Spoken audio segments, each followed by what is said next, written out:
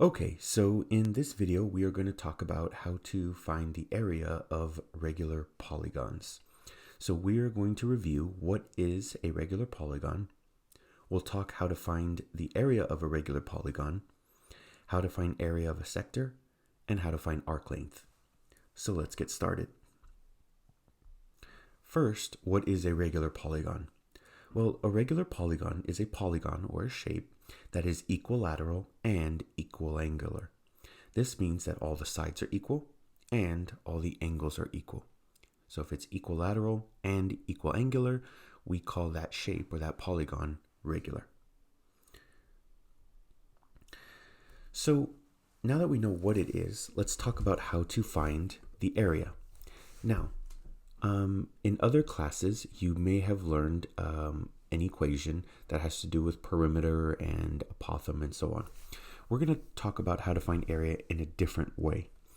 So first thing I want to do is we're going to look at this hexagon, and again, to find area, we have to be told that it's regular. And so what that means is all sides and all angles are the same. So if this side is 8, that means all the sides going around are also 8. This also means that all these angles are also the same. Okay, and so let's talk about how we're going to find the area. Well, if I had a center and I connected the center to all the corners, how many triangles does this make? Right, it makes 6. So a hexagon has 6 sides, and if I draw triangles from the center to each corner, that gives me 6 triangles. The number of triangles I can make matches the number of sides. And so what happens then is, or what becomes true is, if I can find the area of one of the triangles, I can multiply that by 6. And this would be the 6th one. I can multiply it by 6 to get the entire area of the hexagon. So all I'm going to do is I'm just going to find the area of one triangle. So I'm going to come over here and I'm going to draw that one triangle. And we're going to find the area of that one triangle. And then once we find that area, we can multiply it by 6. So I have this triangle and I know that it's got a side of 8. Now, something else that's going to help is if I look at the center of the hexagon, if I take all these angles at the top, what shape do you notice we get? That's right, we get a circle. So remember, in a regular polygon, all the angles are the same. So if I have 6 of the same triangle inside the hexagon, all of those angles that I've circled are the same.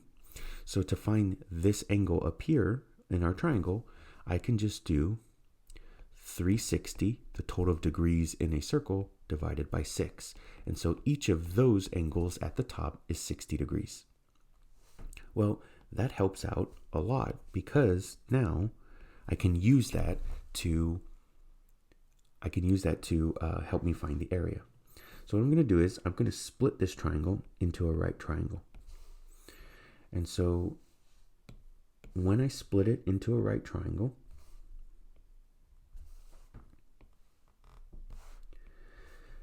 now that 60 degree angle is not 60 anymore, it is,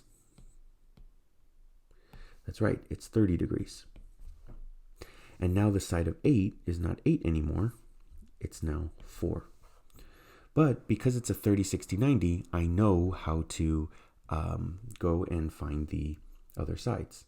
So I have the side of 30, and so if I double it, I get the hypotenuse, and if I multiply by 4 square root of 3, I get the other leg, or I get the side across from 60, because if it's a 30, 60, 90. And so what I have now is I have enough to find the area of the triangle.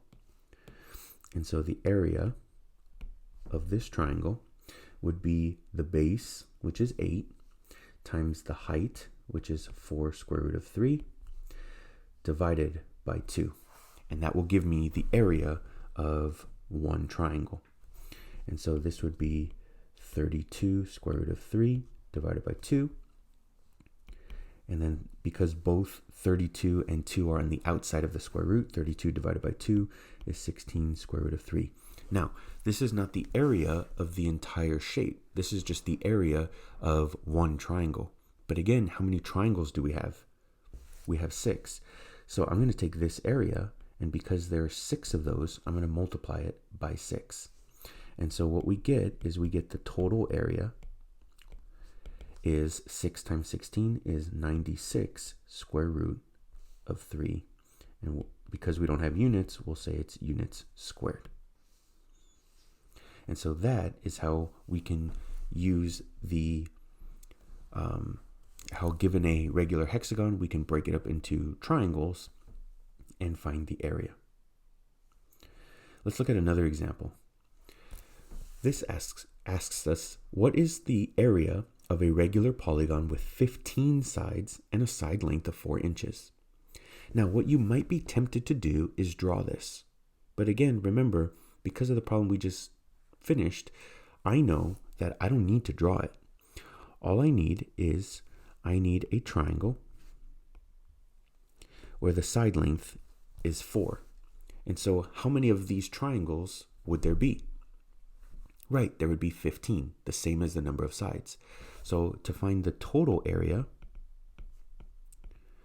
what I need is I need the area of the triangle times 15, because there are 15 of the triangles. And so I'm just going to go ahead, and I don't need to draw it out because I know I have all the information that I need.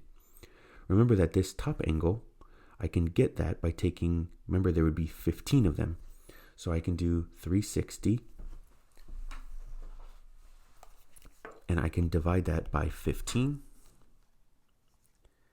and that gives us 72.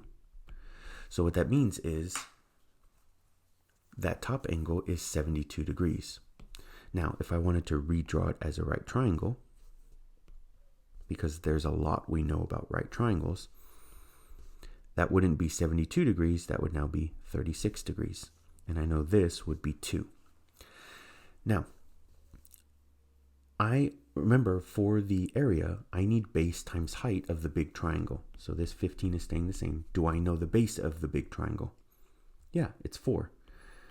Now, what's important here is the only thing I need to find the area of a regular polygon with 15 sides, the only thing that's stopping me right now is the height. What is this height right here, or this? So the reason I'm emphasizing this is don't focus on the hypotenuse.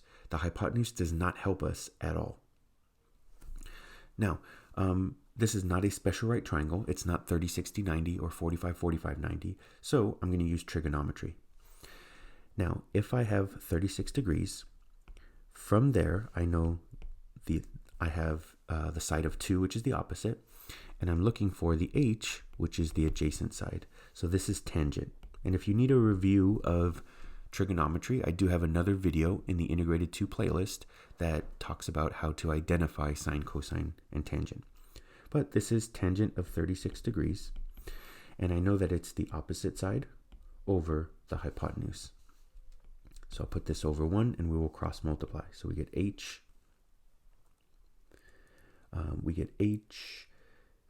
Times tangent of 36 is equal to 2 times 1 is 2.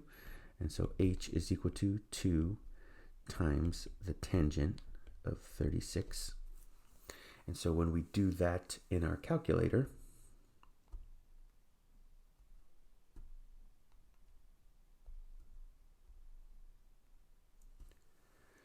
we get that the height is about 2.75. Now, I used a calculator that is on my phone, and so I apologize if that's off. I think I did it correctly there. If I did make a mistake, you would just replace the 2.75 with whatever the actual answer is, but I'm pretty sure that is correct. In fact, I can do tangent 36, which is 0.72, and I can do 2 divided by 0.72, And yeah, it's about, yeah, that's the correct answer. Okay, so now that we know what the height is, we can go back and plug it in up here in our formula to help us find the remaining area. So we're going to say it's about 2.75.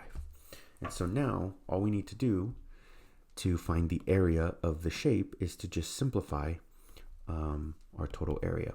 So we're going to do 4 times 2.75, divide that by 2, and then multiply by 15. And so what we get when we do that is about, now remember I'm going to put about because we rounded with the 2.75. So it's not exactly 2.75, but it's about. So it's about 27.5, and since it's inches squared. And so if you have a polygon with 15 sides, a regular polygon that has 15 sides, and all those sides are 4 inches, this is how you would find the area, which is 27.5 inches squared, about. Okay, let's talk about how to find area of a sector. First, before we talk about how to find area of a sector, let's talk about what a sector is. So over here, you'll notice in the diagram that you have a circle. Now, a sector is just a section of the circle. It's, or how I like to phrase it is, I say it's a fraction of the circle. It's not the entire circle. It's just a piece, a section, a sector, section, or it's a fraction of it. Okay, and so because it's a fraction of the circle, it's a piece, I don't want the whole area, right? And so remember, area of a circle is pi r squared. But if I want the area of a sector, I don't want the whole pi r squared. I only want a fraction of it, okay? So to find area of a sector, right, we want pi r squared, but only a piece of that. Well, how do we know what piece? Well, what we do is we need this angle in here. And so that angle in there, which I'll just represent with theta, if we take that angle over 360, and that will give us the fraction or the piece of the area we want, because again, we don't want the whole area, we just want a piece of the area. So let's take a look at how we would do that with this problem. So for area of a sector, what do we know about the sector? Well, we know the sector has a central angle of 30 degrees.